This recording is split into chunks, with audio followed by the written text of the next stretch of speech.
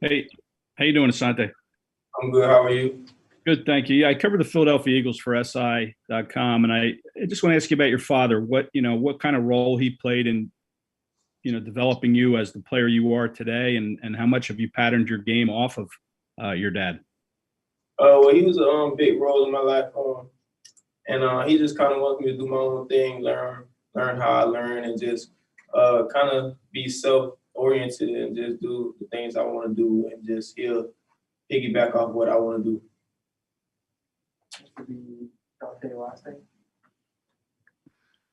Hey, Asante, thank you for taking the time. In early mock drafts, some of the experts and analysts have you being selected by the Bills with the 30th overall pick. How much do you know about Buffalo, and what are your thoughts on the organization?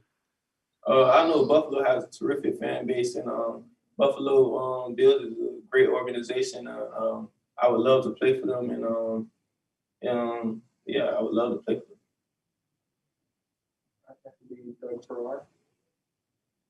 Hey, Asante, thanks for doing this. I wanted to ask you about cover six in particular. It looked like your interception against Virginia in 2019, looks like you were playing the cover two side. Can you walk me through that interception? And I think you had another one in 2020. What about that coverage is so good for you, and what other kind of coverages do you enjoy?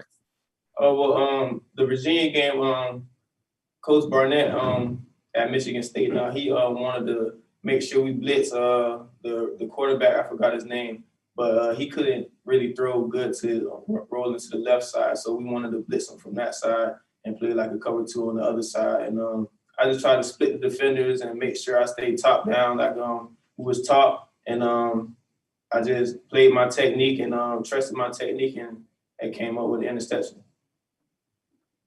That's to be Andrea Alvarez. Hey, Asante, really quick question, a little bit of a general question here. In a year where you're dealing with something like a pandemic, especially from college, I can only assume that it would impact your daily routine when it comes to on and off the field with all these different adjustments that you guys have to make throughout the year. So what are some of the biggest changes you as a player have had to deal with leading up to now, which is such an important time for yourself? And sort of a follow-up question, do you think that that will help or hurt you moving forward?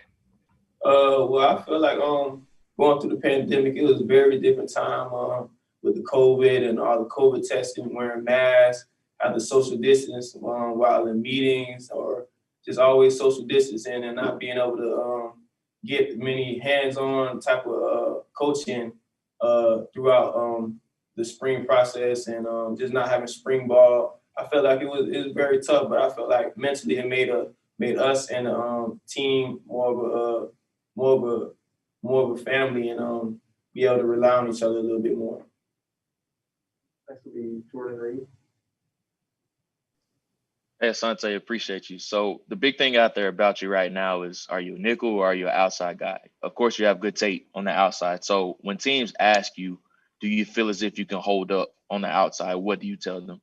Oh, of course, I feel like I'm an outside guy. I've been playing outside all my life. I played nickels sometimes my sophomore and freshman year, but at the end of the day, I make my plays on the outside, and I feel like I'm a dominant corner on the outside. They try to look at my height and say that things in that nature, but Jair, I'm the same size as Jair Alexander. He's a dominant NFL cornerback right now, one of the best in the league. So I feel like size doesn't matter. It's about the heart and the dog mentality you have on that field. Hey, Asante, you chose to kind of leave the school a little bit early with a game or two left in the season. What went into that decision, and what are you telling teams about that? It was just I wanted to prepare for the NFL. I knew I've been working all my life for that opportunity, and I just wanted to get a little bit of head start because of the pandemic and all the things going on, and I just wanted to start my process a little bit earlier.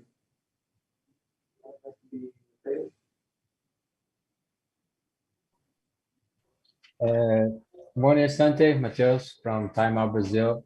You already talked about like be a guy on the corner, or maybe a guy who can do a lot of on the secondary. But one of the things that a lot of scouts talk is how good you're tackling, and how is this important on this NFL when you have a lot of man to man, and one missed tackle that can make really, really tough for the defense. So how do you think that helps you during this draft process? And how do you think about being a guy who can do a lot on the secondary? I feel like it helps me a lot to be a tackling corner because on the defense, everybody has to, all 11 guys have to make sure they tackle, and you can't just be a cover corner and expect to thrive in the NFL or in college. You have to be a tackling corner. So I pride myself in tackling and just being able to make plays wherever I'm at on the field, is it special teams, nickel, or outside corner. I feel like wherever you put me, I'll make a play. That would be a team. Asante, how you doing? Akeem Richards, Bills from Buffalo. Quick question. Is there any particular part in your game that you're working on or you wanted to work on and hone in on leading up to your pro day? Is it technique, speed? What part of the game that you feel that you wanted to work on the most, or is just general aspect overall?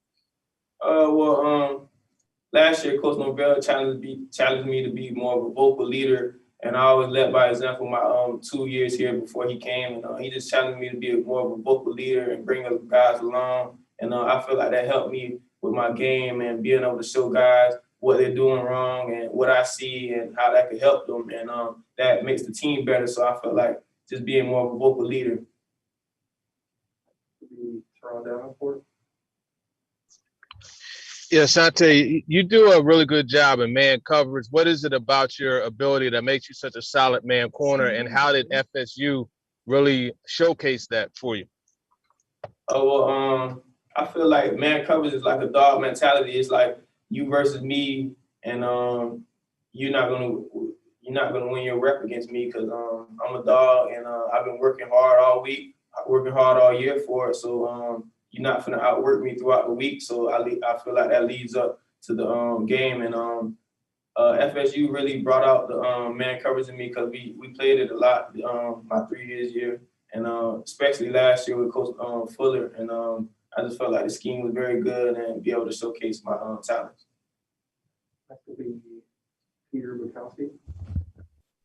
Hey, Asante, you mentioned that you're the same size as Jair Alexander.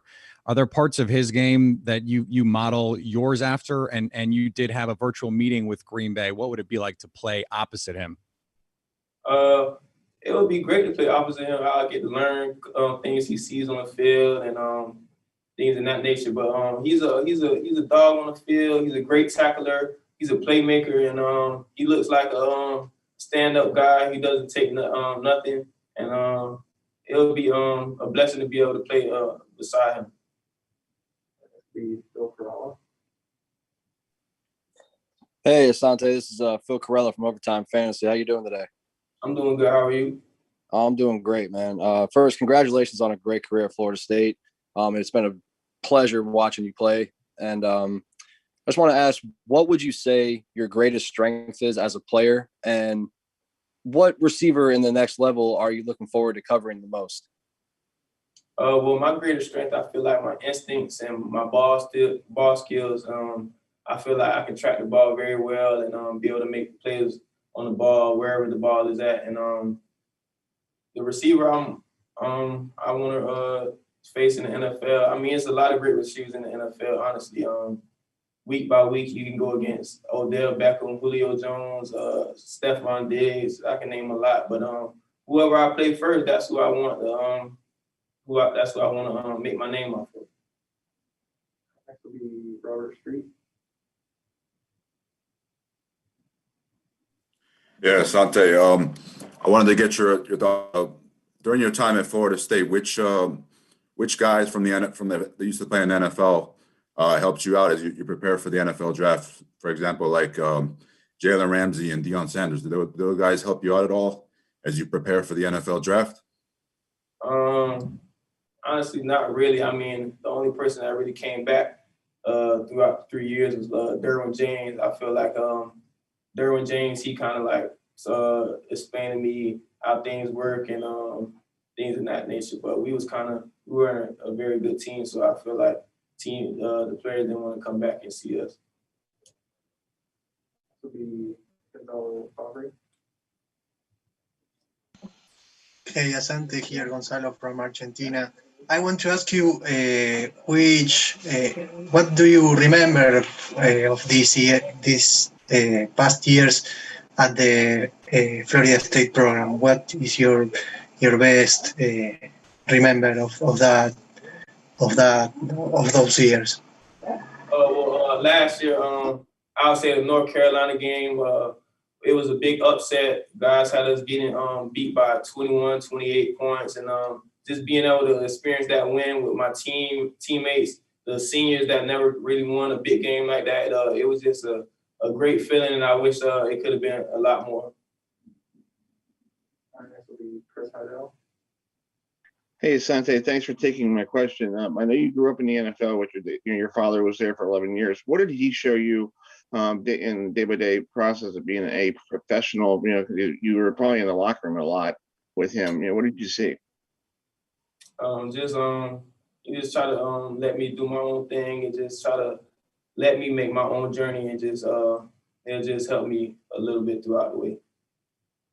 Next will be Irish O'Bell.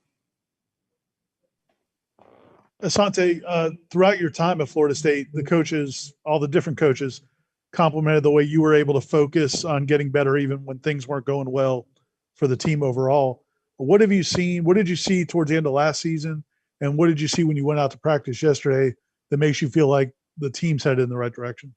When me and Hamza went back to the practice yesterday, I felt like the energy was there. A lot more guys were focused on their assignments, and they just took it more personal. And I feel like the team is going in the right direction. Coach Norvell is doing a great job with other coaches, and I feel like Florida State is going to be back very soon. Next will be Max Moody. Hey, Asante, Max Moody with Locked On Seminoles. Thanks for taking my question. I have two questions. First, you've had several meetings with NFL teams. I'm wondering if any team in particular stood out to you with, you know, maybe how they've talked about using you in their scheme. And secondly, I'm wondering if you have any kind of wager or side bet going with your dad for when you go higher in the draft than he did.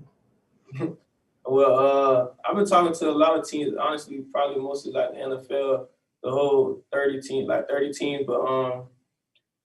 they all try to use me as an outside and nickel corner. When I'm on the Zoom meetings, they try to make me learn both of the schemes at nickel and corner. So that helps them a lot and helps them understand what type of player I am. And I mean, it's no bet.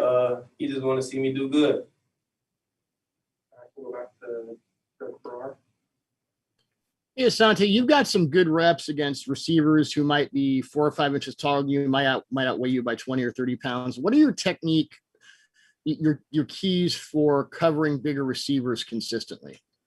Well, first you have to have a dog mentality. I mean, some guys, some bigger guys are just like they don't have that dog in them. So once you have that dog, it makes a difference. And then the techniques, you just gotta stay true to your techniques that you're working on all week. Stand square at the line, making sure you get hands on and do what you need to do and do what you've been working on, and you should be fine.